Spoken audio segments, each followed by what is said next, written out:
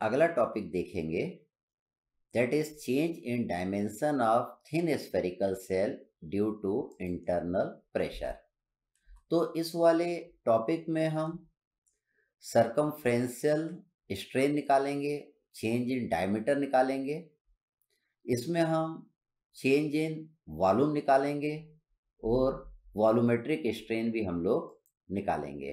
तो देखिए ये स्फेरिकल वेसल आपको नज़र आ रहा है, जिसमें कि यहाँ पे आपका प्रिंसिपल स्ट्रेस लग रहा है, that is sigma 1 and sigma 2।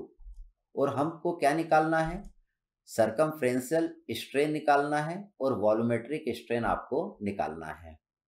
तो देखिए यहाँ पे अगर सरकमफ्रेंशियल स्ट्रेन निकालना है तो अगर आपको नेट स्ट्रेन निकालना है किसी भी डायरेक्शन में, आप जानते हैं कि सिग्मा 1 और सिग्मा 2 की वैल्यू क्या आएगी, बराबर आएगी। अगर आप इस डायरेक्शन में स्ट्रेन निकालना चाहते हैं, E1 अगर आप निकालना चाहते हैं, तो E1 आपका कितना आएगा, सिग्मा 1 अपॉन E आएगा। तो सिग्मा 1 के कारण, इसके कारण इस डायरेक्शन में क्या आएगा, लॉन्गिट्यूडनल स्ट्रेन आएगा, ठीक। और इस सिग्मा 1 के कारण इस डायरेक्शन में लॉन्गिट्यूडनल स्ट्रेन आएगा। इस डायरेक्शन में लॉन्गिट्यूडनल स्ट्रेन कितना आएगा, दैट इज सिग्मा 1 अपॉन ई के जितना आएगा, ठीक। अब देखिए इस सिग्मा 1 के कारण इस डायरेक्शन में तो लॉन्गिट्यूडनल स्ट्रेन आया, लेकिन इस सिग्मा 1 के कारण इस डायरेक्शन में लेटरल स्ट्रेन आएगा। ये सिग्मा 1 क्या है, टेंजाइल। अगर लॉन्गिट्यूडनल डायरेक्शन में टेंजाइल स्ट्रेन आएगा तो लेटरल डायरेक्शन में आपका कॉम्प्रेसिव स्ट्रेन आएगा। अब देखिए यहाँ पे लॉन्गिट्यूडनल स्ट्रेन कितना मिला, सिग्मा 1 अपॉन ई, तो यहाँ पे लेटरल कंप्रेसिव स्ट्रेन कितना मिलेगा, minus mu into sigma 1 upon E. अब ये वाला जो सिग्मा 1 है, इसके कारण इस डायरेक्शन में आपको लॉन्गिट्यूडनल स्ट्रेन मिला, कितना मिला, सिग्मा 1 अपॉन ई। लेकिन इस डायरेक्शन में आपको लेटरल स्ट्रेन मिलेगा, कितना मिलेगा, म्यू इंटू सिग्मा 1 अपॉन ई। चूंकि ये आपका टेंजाइल है, इस डायरेक्शन में लॉन्गिट्यूडनल स्ट्रेन आपका क्या है, टेंजाइल है, तो लेटरल स्ट्रेन आपको क्या मिलेगा, कॉम्प्रेसिव मिलेगा। इसलिए हम यहाँ पे क्या लिखेंगे, माइनस हम लिखेंगे। तो देखिए यहाँ पे तो दोनों बराबर आएगा, ये दोनों तरफ स्ट्रेन क्या आएगा, बराबर आएगा। इसलिए देखिए मैंने circumferential strain in spherical cell लिखा है, sigma 1 upon E minus mu times sigma 1 upon E. This is sigma 1 upon E minus mu times sigma 1 upon E. ये हम पढ़ चुके हैं अपने पहले चैप्टर में। तो देखिए इसको मैंने सरकमफ्रेंशियल स्ट्रेन कहा है। इसमें मैं क्या कर सकता हूँ, सिग्मा 1 को मैं बाहर ले सकता हूँ, सिग्मा 1 अपॉन ई को मैंने क्या लिया, यहाँ पे कॉमन ले लिया, इसको बाहर ले लिया, तो ये आपका ये बचेगा। आप जानते हैं सिग्मा 1 कितना आता है, आप निकाल चुके हैं, ये कितना आता है, that is P D upon 4t आता है, पी डी अपॉन 4t। और ई पहले से ही है तो ई यहाँ पे लिख दिया। तो ई सी सरकमफ्रेंशियल स्ट्रेन आपका कितना होगा, that is change in diameter upon original diameter is equal to P D upon 4t E 1 minus mu. अगर आपको चेंज इन डायमीटर निकालना तो इस डायमीटर का यहाँ पे आप मल्टीप्लीकेशन कर दीजिए, तो चेंज इन डायमीटर का फॉर्मूला मिल जाएगा P D square upon 4t E 1 minus mu. तो इसमें आपने क्या क्या निकाल लिया, सरकमफ्रेंशियल स्ट्रेन भी निकाल लिया और चेंज इन डायमीटर भी आपने निकाल लिया।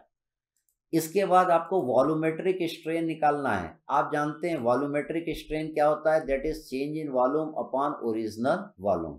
आप स्फीयर का वॉल्यूम जानते हैं, स्फीयर का वॉल्यूम कितना आता है, 4/3 पाई आर क्यूब आता है।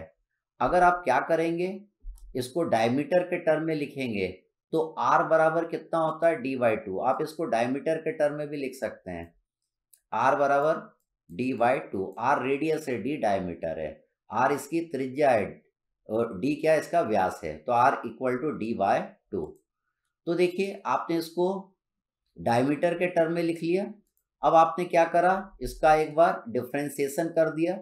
इसका डिफ्रेंसिएशन करेंगे तो आपको क्या मिल जाएगा, del V is equal to π/6 3d square into del D आ जाएगा।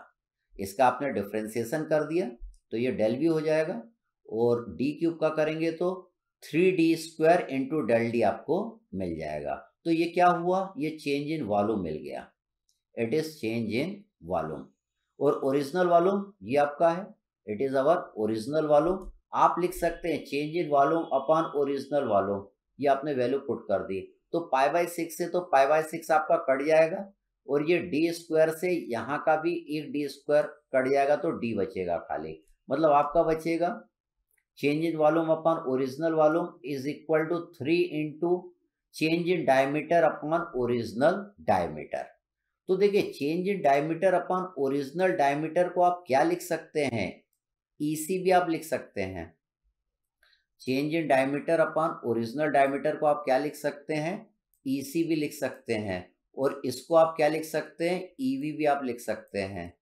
तो आप क्या लिख सकते हैं, important relation volumetric strain of a spherical shell is equal to 3 time circumferential strain of a spherical shell. ये आप यहाँ पे लिख सकते हैं।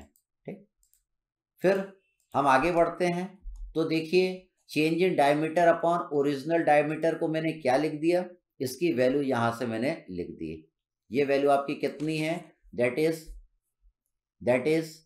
ये P upon 4TE 1 minus mu.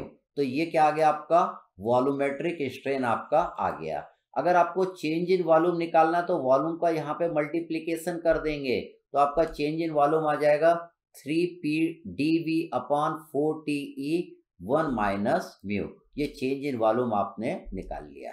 तो आपने क्या निकाल लिया, वॉल्यूमेट्रिक स्ट्रेन भी निकाल लिया, आपने चेंज इन वॉल्यूम भी निकाल लिया स्फेरिकल सेल का, आपने इसका सर्कमफ्रेंशियल स्ट्रेन भी निकाल लिया और चेंज इन डायमीटर भी निकाल लिया। और यहां से आपने एक इंपॉर्टेंट रिलेशन भी देखा कि volumetric strain is equal to 3 time circumferential strain होता है। किस केस में, स्फेरिकल सेल में होता है। अब हम इस पे प्रॉब्लम करेंगे, फिर अगले टॉपिक को देखेंगे।